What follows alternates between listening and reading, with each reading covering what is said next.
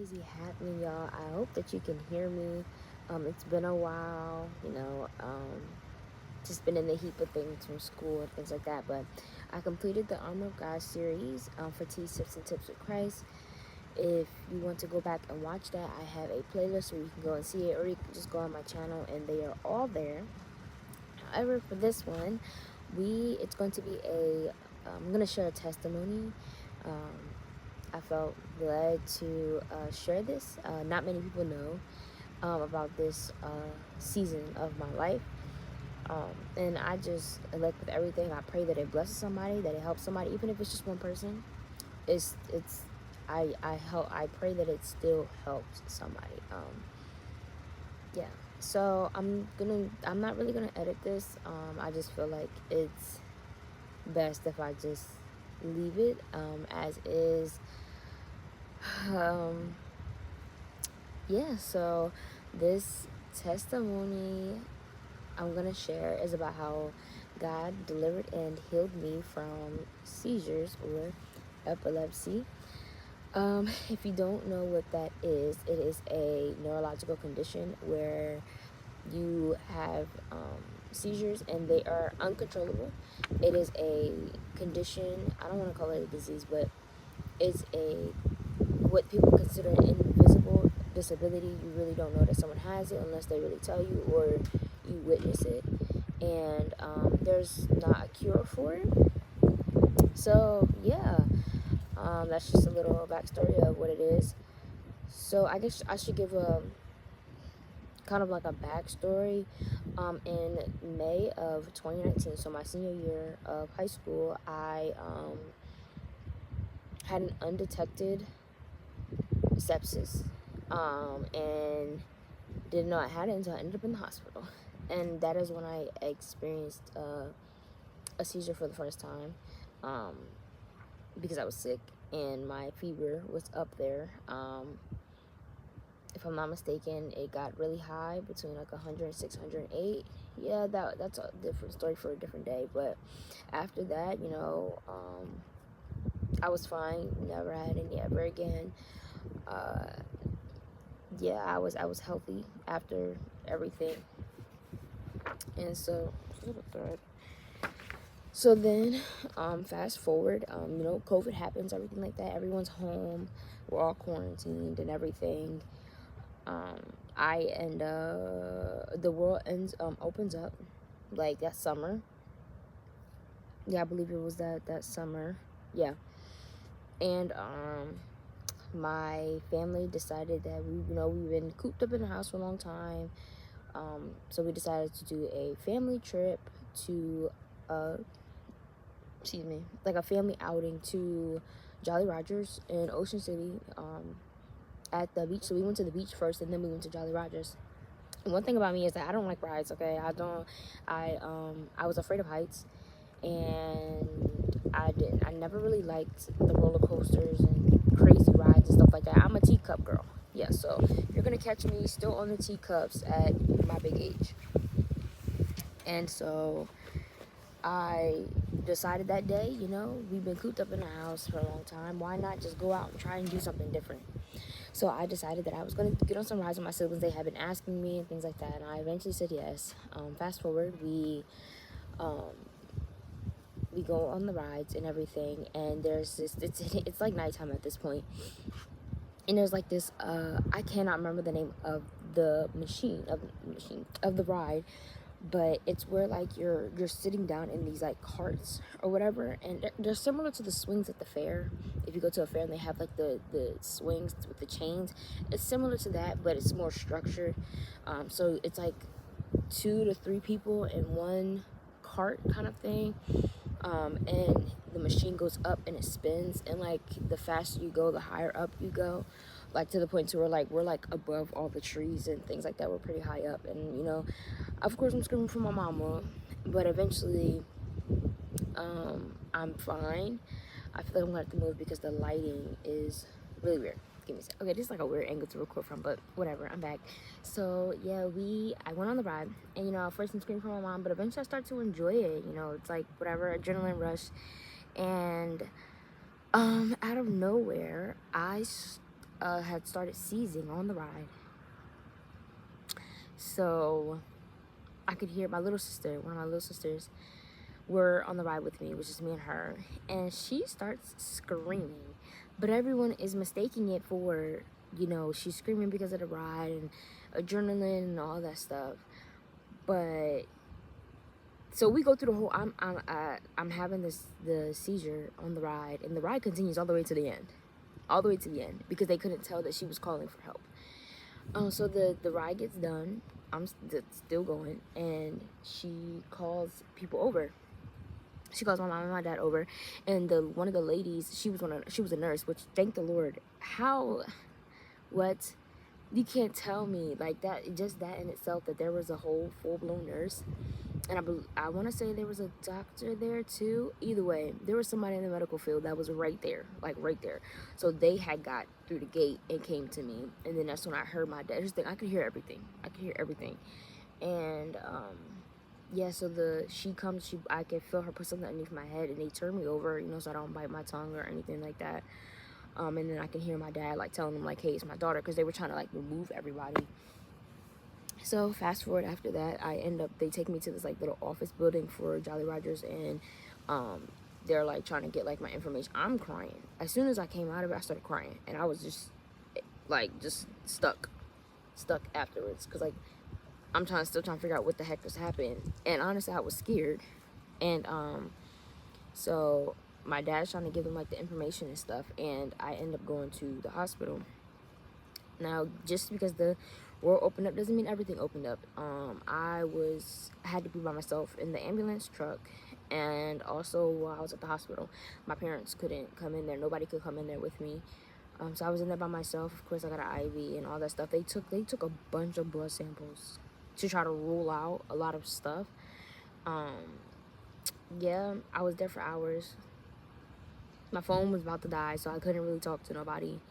And I'm kind of like freaking out, trying to figure out what the heck is going on. And one of the ER doctors, they had came in there and was just like, yeah, so we don't know what happened to you. I told him about my history. My dad told him about the history with sepsis, like literally a little over a year since this. And he was like, yeah, that could be it, but all the tests came back normal and positive. I'm going to say that you might have epilepsy. So now I'm sitting here like, what is that? Like, I've heard about it a few times, like in movies, and then with the actor Cameron, I know that he had it, and that's what he had passed away from.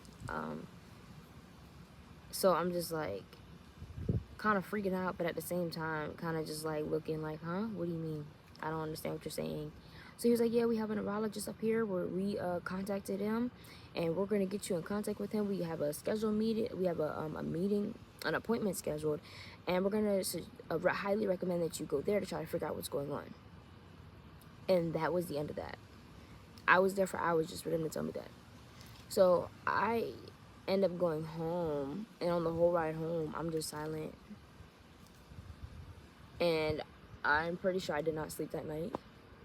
I'm just kind of asking God, like, why? Like, this is another thing to add to my plate. Like, what do you mean? What is that? So don't do what I do. I went on Google and just started doing all this research. Just started searching up a bunch of epilepsy stuff, and it wasn't good things that I was finding. So that kind of just made it worse, what I was feeling. And then after that, it kind of just spiraled downhill completely. I had started having seizures regularly, and all of my doctors and things like that for this was up in Maryland. There weren't really any in Delaware, and where I'm from in Delaware, and they had just suggested that I just keep everything up there, and it was really a really high rated like hospital and doctor and stuff like that. So I was like, I'd rather go to the best and stuff like that. So I was making these trips to a whole nother state every month, sometimes 2 times a month.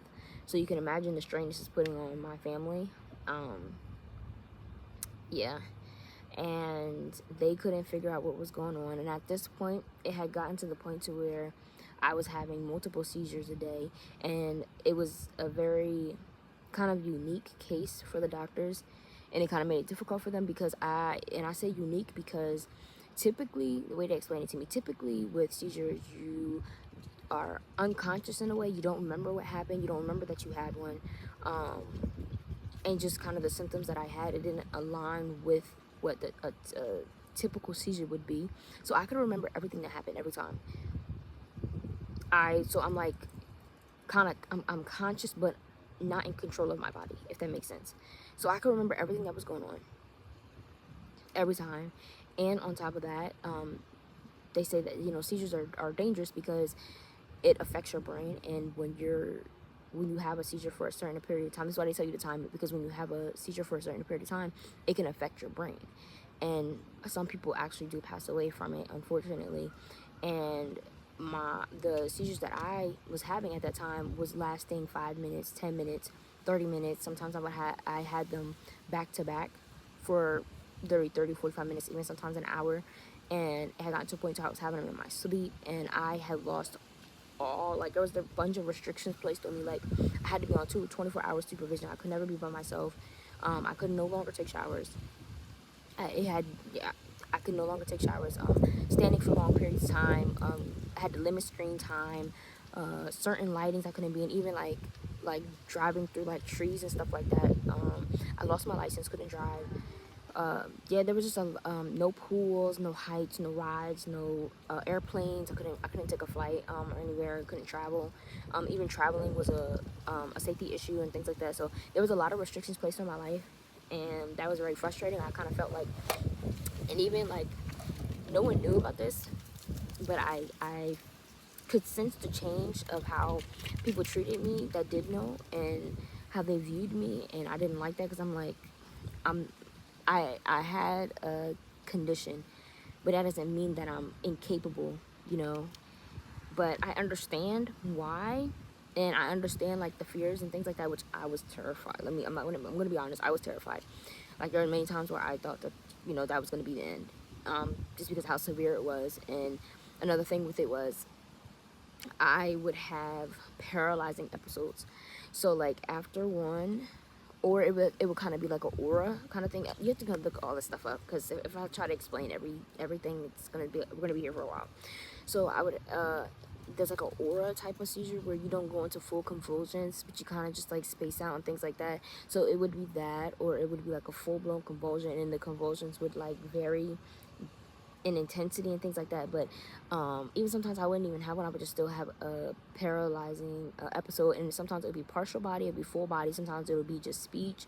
I did develop a stutter in this season of my life, so I was not able to talk well. My memory was really bad. I wasn't able to remember a lot of things, like short-term memory and stuff like that. So you had to repeat yourself a lot with me. And then when it comes, because they didn't know, all my tests came out normal. My blood test came out normal. There was no abnormalities. Test came out negative. They couldn't figure out what was going on with me. So they did put me on medication, but because they couldn't figure out what was going on with me, they just kept loading me up on medications. It got to a point to where I was on over 2,000 milligrams. If you know anything about medication, you know that's a lot. That's a lot. So I was on 2 different medications, and altogether it was over 2,000 milligrams twice a day. And then at one point it got up to 2,500 milligrams twice a day, and they weren't working. The seizures were still happening. Like, it lessened it and lessened the intensity of them, but they were still happening, and the frequency of them was still happening. So it got to a point to where I had stopped taking them. Sometimes, because I'm just like, if this is not working, why should I still continue taking it? Like, this is costing a lot of money. Like, if you know anything about medications, it even with insurance, sometimes it can be very expensive and things like that. And I'm just like, y'all can't figure out what's wrong with me. And I'm like, and the thing is, around this time, I started going back to church and everything like that. So, but here's the thing, I never stopped talking to God. I never stopped praying or anything like that. So at this point, I am very pissed off with God. Excuse my language. I was very upset, because I'm like, why? like, and the lies of the enemy, I began to believe that it was a punishment from God because I had walked away in a way from him, but I had started going back. But you know, eventually, of course, I had a revelation that it was a spiritual thing, but that's a whole different conversation for a different day.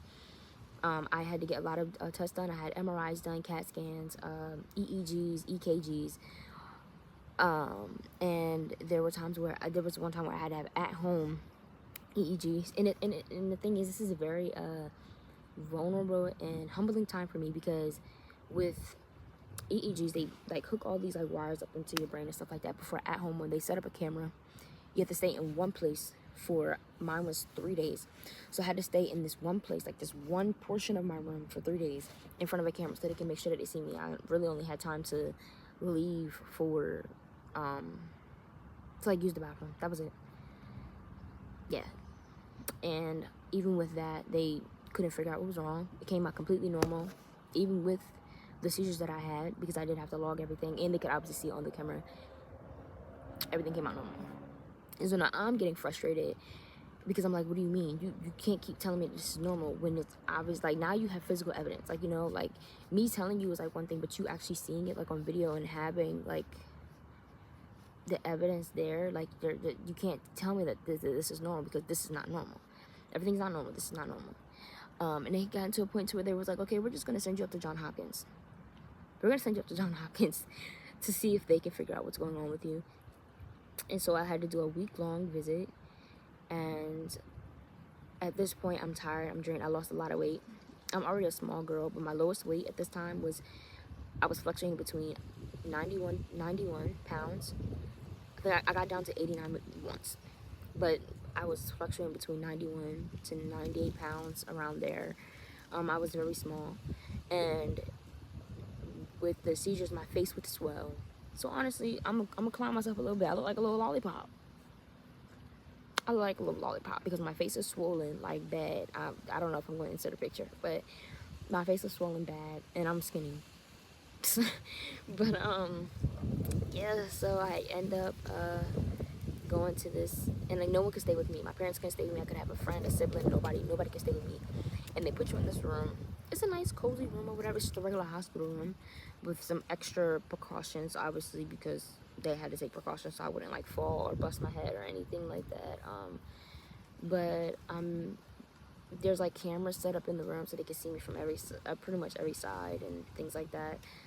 And I had to stay there by myself. I was absolutely terrified. Absolutely terrified. And for the first few days, I didn't have a seizure at all, which I'm like, oh, the devil's a liar. Because what do you mean? I've been having them literally even leading up to the visit. I had them, and now that I'm here for this test, I didn't have any, but eventually it happened. And at that time, I was just like, Lord, I don't know what this is. I don't know what to do. I know that my family is like at wits. They don't know what to do. Like, and I was just like, you know, I repent. Like, if there's anything I've done wrong, like, I repent for, like, I'm sorry. And I was like, I'm yours. Like, I'm through with trying to be lukewarm or trying to play around. Like, at this time, I was crocheting helped. I started crocheting again, and I started singing again. So while I was there, I sang a lot of gospel songs to myself, even though I could sometimes barely speak. Yeah, and I would just talk to, I had nothing to do, so I just talked to God a lot of the times, and I was just like, I'm yours. If you heal me, you deliver me from this, I'm yours. Like, remove this from me. You, like, remove this from me. And towards the end of the, they even had, like, a bunch of, like, medical students come in there, to kind of sit in.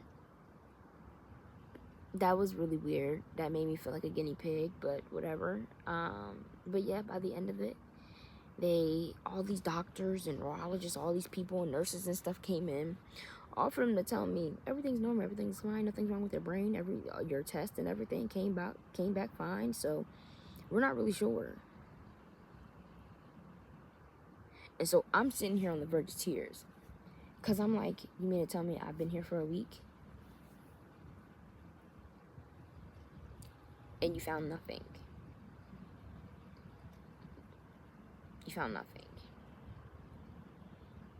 So I'm sitting here on the verge of tears. And they say, yeah, so we're going to guess that a guess, not even a full diagnosis, but we're going to guess that it's called PNES, which is I forget every time. It's psychogenic, not epileptic seizure. And he was like, yeah, there's no medicine that works for it. There's no cure. There's no really any treatment or anything like that. So you're pretty much, in a nice way, you're going to have to adjust.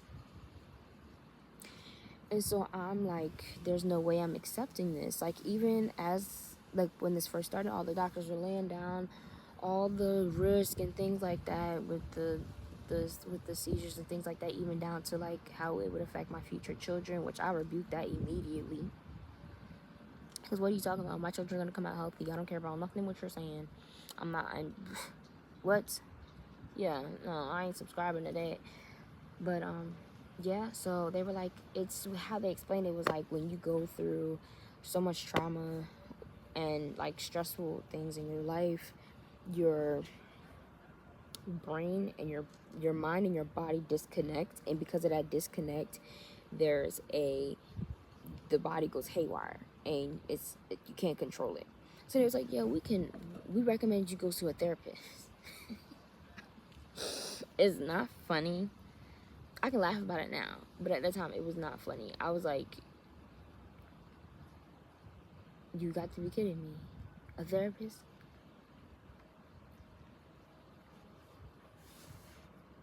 You go from telling me that these things can kill me to telling me to just go to a therapist? How that make sense? But yeah, so they was like, yeah, you can call your parents to come and get you. We'll get all your discharge paper. They gave me a little brochure thing, a little pamphlet thing about the disease. There's not a lot of study on it. They don't even know about it. It's not much out there about it. They don't know much about it. So they gave me this small little pamphlet, and they was just like, yeah, the nurse is going to help you, clean up and stuff like that. I lost a lot of hair at this point. I had a bunch of bald spots, especially from these tests, from the stress, from the medications and things like that. I went through a lot of rage because of the medicines, even suicide ideations, even the planning. We're not going to get into the details of that, but yeah, I was down bad at that time of my life. And so okay, you see my hair. You see it, right? It's stiff and it's not moving. It's thick, okay? The glue was stuck in my hair. So the nurses, they got like 2-3 nurses trying to scrub this glue from the wires and stuff off my hair. I can just see my hair coming out with the whatever. So they're sitting there. She's trying to talk. She's really sweet ladies. Really, really sweet. They made the process so much easier than what it would have been if they were honestly God sent, okay? They were absolutely sweet. So she's trying to like talk about different things, and I had crocheted a bunch of stuff while I was there to keep myself busy. So like I had a bag, I had a little plush cupcakes, I had what else did I make? I made some other stuff. So it's just all laid out there. I had my book out because I was reading, I was journaling. I had my Bible. I had my Bible with me as well. So she's trying to make conversation, things like that. But I'm not hearing nothing this lady is saying, because all that's going through my head is, am I gonna have to have this for the rest of my life? Like, God, no, please. Like, I'm begging and pleading. Like, no, like I can't. And even one of the nurses, she's not one of the ones who I said was God sent. Because, well, let me not say that. That's kind of rude. But, I'm trying to, like, get myself together. And I can't remember what I had asked her. But she so nonchalantly was like, no, you're going to have him for the rest of your life. There's no cure. So nonchalant. And she's like, yeah, no one ever gets healed from that. Like, man, you even if that was the case, you could have said it in a different way. But yeah, so I call my parents up. I tell them what they said. Honestly, I don't remember much from this time period. I remember how it made me feel. I remember how scared I was. I remember that. I don't remember their response, but I know I was completely silent after. There wasn't much for me to say. I missed my family though, so of course when I seen them, like, I'm excited and everything like that. But I cried for a while. I cried for a while. I did. When everyone left the room, and I pretty much cried majority of that trip, but the test, but definitely that day, as I waited for them to get there. I didn't want to eat. They had to make me eat. Like it's protocol. They had to make me eat. So at least I had to order something. I'll say that I had to order something so that it can be on record that at least food was brought to me. And I'm just like, God, why? And it was that day I was like, no, you gotta heal me. I refuse to live my life like this. And so after that day, I didn't have a seizure, not once. From the day I stepped foot out of that hospital, I didn't have one. Thank God. But when it first happened, a day went by. I was like, okay, all right. 2 days went by. 3 days went by. A week went by. 2 weeks. Now I'm second guessing. And I'm literally preparing myself for it to come at this point. I'm like, there's no way. Because at this point, I've known God to be a healer, but not in that way. Not in that way. A month went by. 2 months went by. And here's the thing, I'm still going to neurology appointments. Okay? Just because, they wanted to take precautions, and because I wanted to take precautions too. Even though it wasn't really helping, it was we make an hour and a half drive just to have a 30-minute session talking to her, to do like stats and updates and things like that, and her pretty much telling me the same thing and whatever. Sweet lady, these people are sweet. Okay, if I come off as if I'm saying that they're not, they are. These are really sweet people. It's just that they couldn't do much for me, and which is not their fault. Yeah, but eventually I started seeking God for real. Like, not saying that I wasn't before, but no, I'm not playing now. And I remember, because I was terrified. I was very terrified. And I remember so clearly, and at this time I didn't understand what it meant for the Holy Spirit to be talking to you, even though he had been the entire time. So clearly one day, I was in my quiet time, and this is one of the times where I actually had peace where I could be by myself for a brief. And I think it's only because my siblings were at school or something like that, and my sisters had to go to work or something like that. But there was somebody in the house. I just removed myself, and I was just sitting there, and I was scared. I remember just sitting in the fear, and it was like so clearly the Lord spoke to me and was like, if you're believing me for healing, walk like it.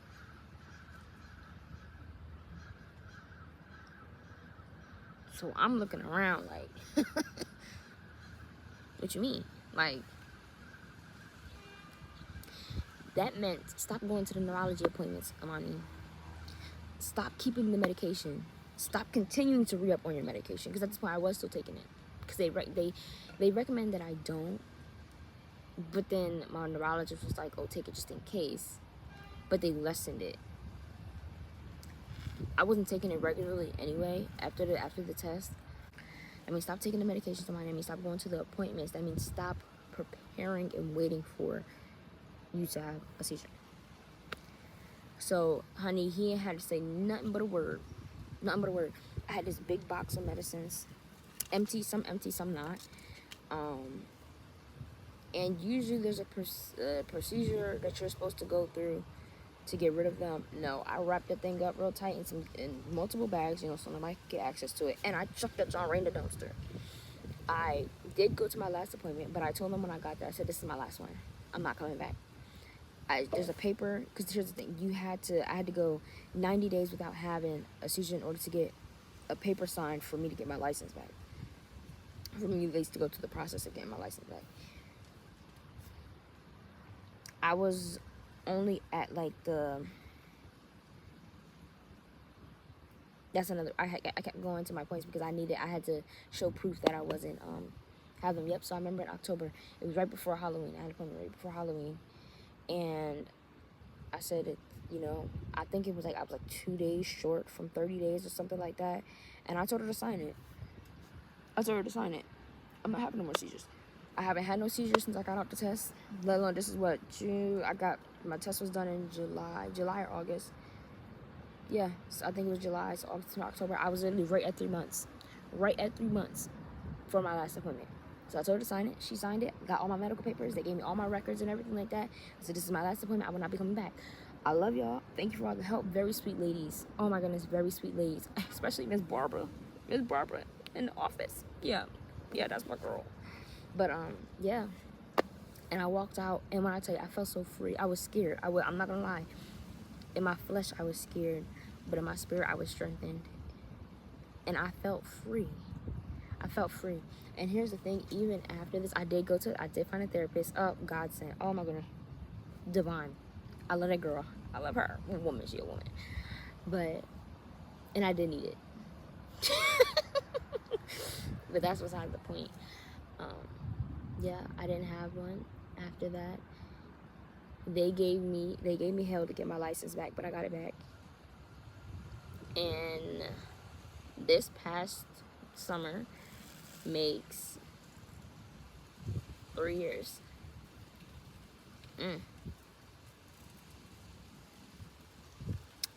Makes 3 years. I don't want to cry.